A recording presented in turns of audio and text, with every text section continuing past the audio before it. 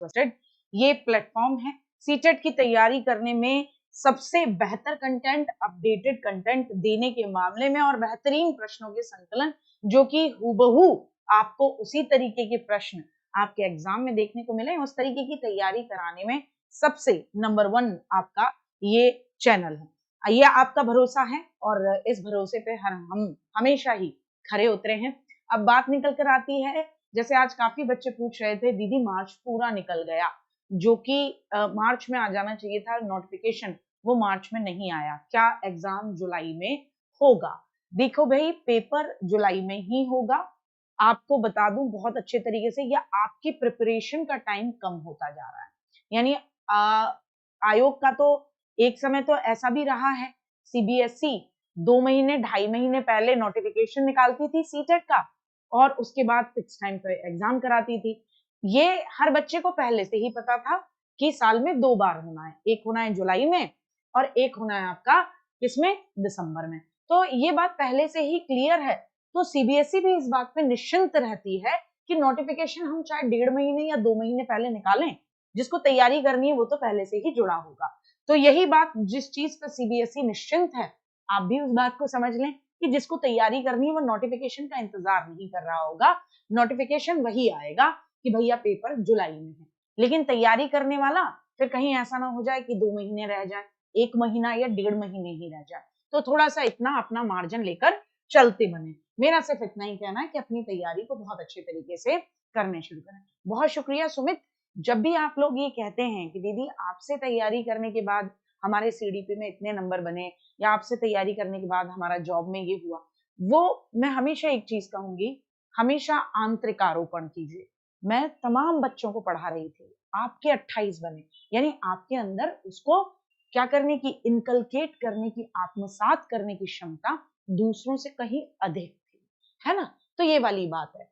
तो भैया द्रोणाचार्य तो सबको सिखाया करते थे, अर्जुन अर्जुन ही क्यों बने, ये भी अपने आप में एक बात है ना? अर्जुन ही क्यों अर्जुन रहे और कोई क्यों नहीं अर्जुन हो गया, है ना? भीम क्यों नहीं अर्जुन जैसे तीरंदाज हो गए? ये मामला पात्रता का रहता है, यानी कौन कितना अच्छा क्या है, खाली बर्तन है। अब जो खाली ही नहीं है बर्तन, उसकी अपनी तमाम बातें आई लव यू बोल दें क्या उसको, आपको देखने को मिलेंगे। तो हम बिना समय गवाए हुए अपना शुरू करते हैं। कल के होमवर्क क्वेश्चंस का आप लोगों ने जवाब दिया था बेटा, मुझे बहुत अच्छा लगा। पहला क्वेश्चन, कल का होमवर्क क्वेश्चन आपके सामने था कि जो ग्रॉस मोटर स्किल का एग्जाम्पल कौन सा है। हमेशा याद रखो ग्रॉस मोटर जिसमें क्या रहता है बेटा, बड़ी मांसपेशियां शामिल होती हैं। ग्रॉस मोटर क्या रहता है, तो हम कहेंगे बड़ी मांसपेशियां शामिल होती हैं। क्या कहेंगे, बड़ी मांसपेशियां शामिल, यानी ये इतनी बड़ी बड़ी मांसपेशियां, लंबी मांसपेशियां शामिल है। और मैं कुछ लिख रही हूँ ऐसे पकड़ के, तो इतनी तो छोटी छोटी मांसपेशियां शामिल है कि पूरा हाथ भी लिखने में मेरा काम कर रहा नहीं कर रहा ना, इतना ही कर रहा है। तो आपका ग्रॉस मोटर स्किल का एग्जाम्पल कौन सा है और फाइन का कौन सा है? तो सूक्ष्म का कौन सा है गत्यात्मक में, और ग्रॉस का कौन सा है? पहले ग्रॉस बताना है। तो भागने में बड़ी मांसपेशियां शामिल है, पूरा पैर शामिल है बेटा आपका, और चित्र बनाने में ये इतना इतना शामिल है, तो ये आपका फाइन मोटर हो जाएगा। ए आपका राइट आंसर था। निचोड़ना, किसी चीज को निचोड़ रहे हो आप, निचोड़ना, तो भैया निचोड़ना तो नो डाउट आपका ग्रॉस है, क्योंकि आप देखो चीजों को निचोड़ रहे हो, तो ये पूरा पूरा आप इस्तेमाल कर रहे हो, इतना इतना नहीं कर रहे हो, पूरा इस्तेमाल कर रहे हो, तो ये तो ग्रॉस है। और चलना भी ग्रॉस ही है, चलने में भी पूरी बड़ी बड़ी मांसपेशियां शामिल है। किसी चीज को पकड़ना ये फाइन है और चढ़ना ग्रॉस है, लेकिन हमें पहले ग्रॉस बताना था फिर फाइन बताना था। आड़ी तिरछी रेखाएं बनाना ये फाइन है, और ताली बजाना, राधे राधे राधे, अरे भैया ताली बजाने में क्या मामला है, ये भी फाइन नहीं आएगा, ताली बजाना फाइन रहेगा। आ जाए, ठीक है साहब, आ जाए। नेक्स्ट, निम्न में से कौन सा बच्चा मध्य बाल्यावस्था की अवस्था में होगा? इनमें से कौन सा बच्चा ऐसा जो होगा, ठीक है ना? हाँ बिल्कुल बिल्कुल, ग्रॉस से फाइन में जाते हैं, पहले बड़ी मांसपेशियां आपकी बनती हैं, फिर आप छोटी मांसपेशियां। हाँ जय माता दी बेटा जी, है ना? तो पहले आपकी बड़ी मांसपेशियों पर कंट्रोल आता है, जब बच्चा पैदा होता है तो हाथ पांव चलाना सीखता है, लेकिन फिर चीजों को पकड़ना सीखता है, तो वो फिर फाइन मोटर बाद में आता है। बताएं कौन सा बच्चा मध्य बाल्यावस्था की अवस्था में होगा, मिडिल चाइल्डहुड की स्टेज में कौन सा बच्चा है? एक बच्चा जो सोशल कॉन्टेक्स्ट में नकल सीखना शुरू कर देता है। मध्य बाल्यावस्था यानी 6 से लेकर 10 साल कह लो या 11 साल कह लो। तो एक बच्चा जो सोशल कॉन्टेक्स्ट में नकल सीखना शुरू कर देता है, नकल करता है अपने से बड़ों की। एक बच्चा जो अमूर्त विचारों का आसानी से अनुकरण करता है। पियाजे के अकॉर्डिंग अमूर्त विचार तो किसमें आएंगे? 11 प्लस ईयर में आएंगे, यानी जब बच्चा फॉर्मल ऑपरेशनल स्टेज का मालिक होगा। तो यहाँ तो ये नहीं होगा ऑपरेशनल स्टेज। एक बच्चा जो सहभागी खेल में सम्मिलित नहीं हो सकता।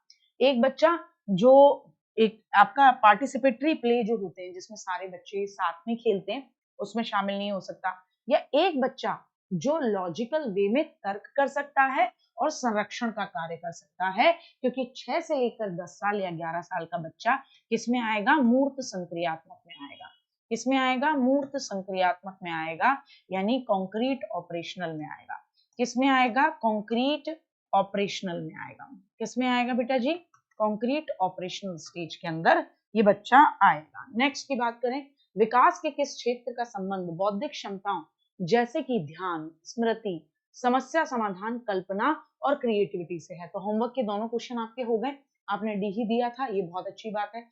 अब आपसे पूछ रहा है विकास के किस क्षेत्र का संबंध बौद्धिक क्षमता जैसे कि ध्यान, स्मृति, समस्या समाधान, कल्पना और क्रिएटिविटी से है? तो किसका संबंध आपका क्रिएटिविटी, प्रॉब्लम सॉल्यूशन, ध्यान, तर्क, इन सब से है? बिल्कुल सही बात है।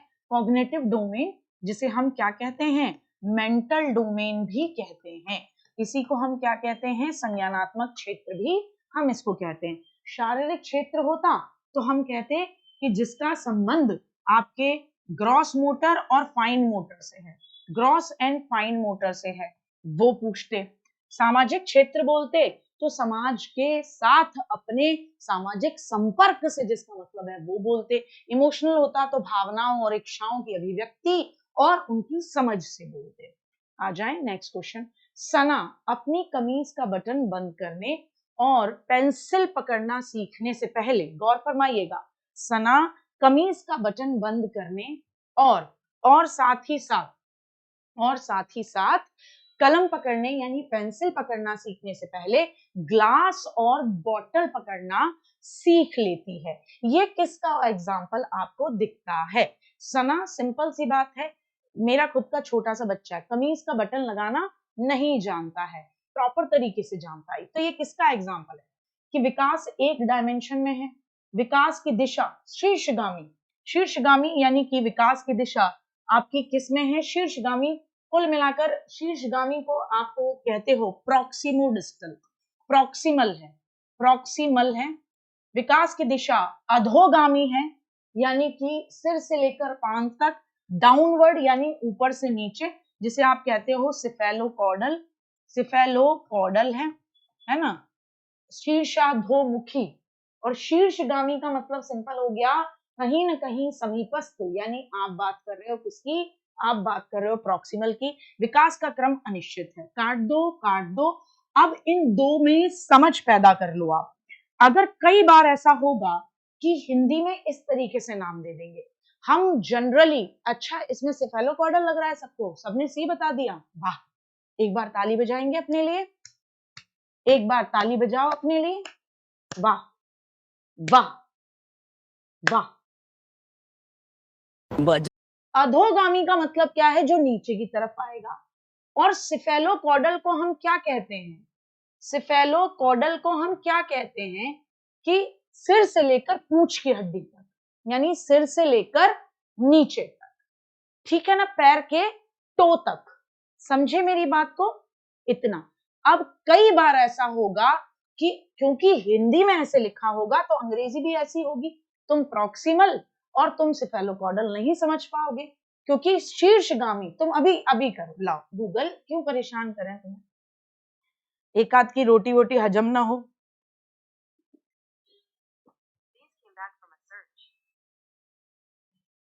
और बेटा जी ये सिर से पांव तक कैसे हो सकता है?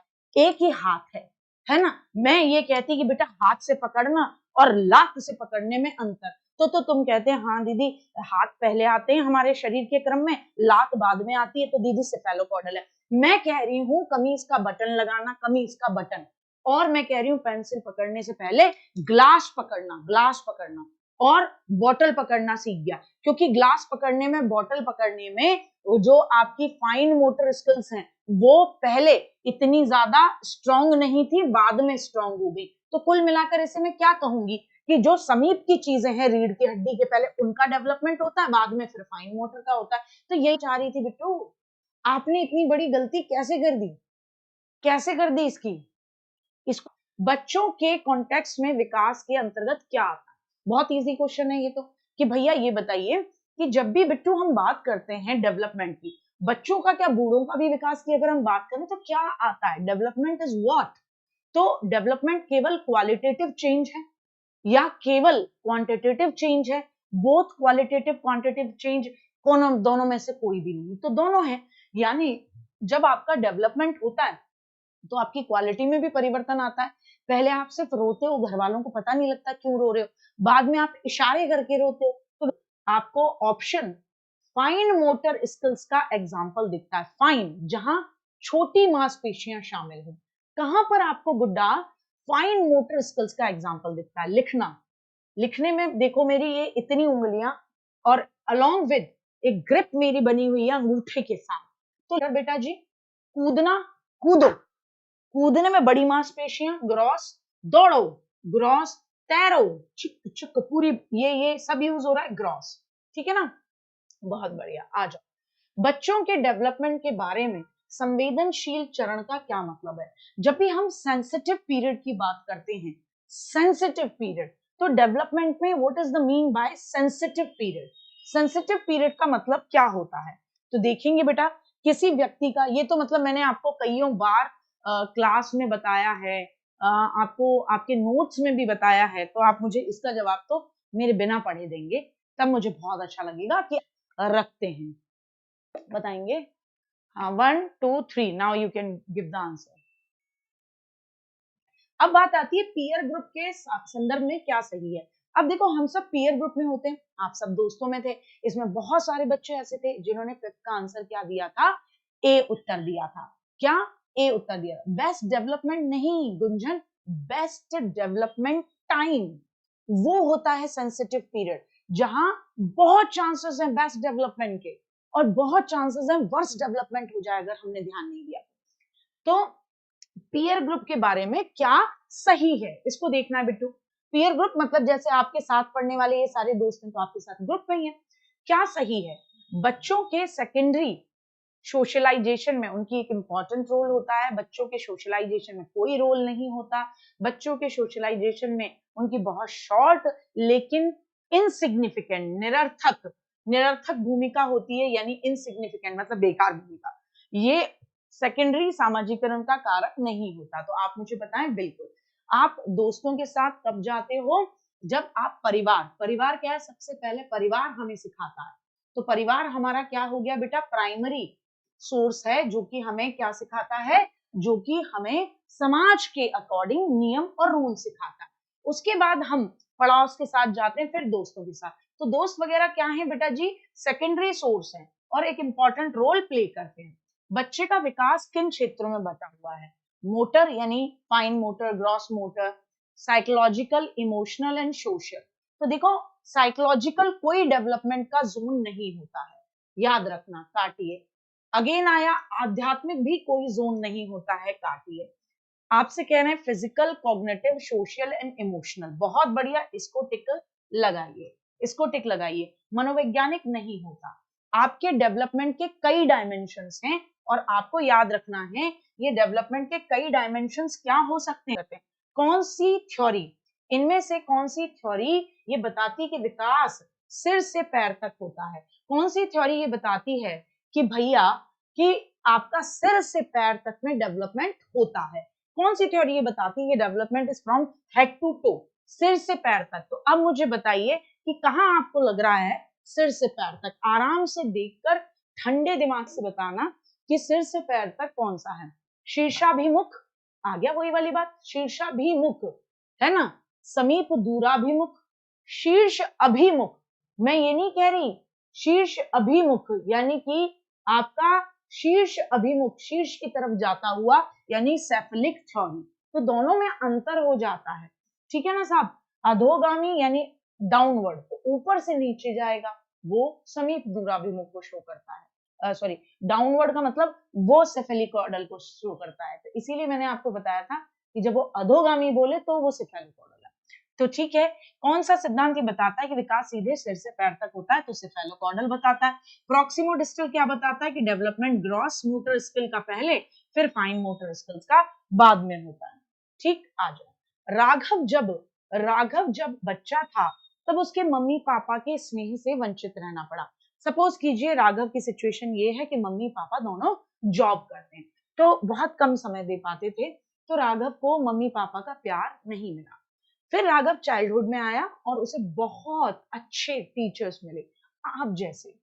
फिर भी उसे लोगों पर बिलीव करने में, ट्रस्ट करने में परेशानी होती है और उसके अंदर कॉन्फिडेंस कम देखने को मिलेगा ऐसे बच्चों में जिसको प्यार नहीं मिला हो। सबसे बड़ा असर इनके कॉन्फिडेंस पर पड़ता है। और एरिक एरिक्सन की थ्योरी के अकॉर्डिंग वो ट्रस्ट वर्सेस मिसट्रस्ट में दूसरों पर मिसट्रस्ट बनाते हैं, क्योंकि जितना प्यार मिलेगा उतना बच्चे का ट्रस्ट बढ़ेगा।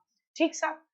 राघव के डेवलपमेंट में कौन सा मुद्दा स्पष्ट रूप से सामने आपके आ रहा है, तो बताएंगे मुझे। खूब अच्छे से समझ के मुझे जवाब दीजिएगा, खूब अच्छे से। यानी पहले उसके पालन पोषण में कमी देखने को मिली, बाद में उसको अच्छे लोग मिल रहे हैं, लेकिन फिर भी वो ढंग से नहीं कर पा रहा। जो भी इसको सी बता रहा है वो इसको काट दे, क्योंकि ये प्रकृति और पालन पोषण नहीं है। प्रकृति का मतलब होता है अनुवांशिकता। प्रकृति का मतलब क्या होता है? अनुवांशिकता। तो ये हेरिडिटी और पालन पोषण का मुद्दा तो है ही नहीं। प्रकृति और आपका नेचर और नर्चर का मुद्दा तो है ही नहीं यहाँ पर। प्रकृति और पालन पोषण का मुद्दा यहाँ है ही नहीं।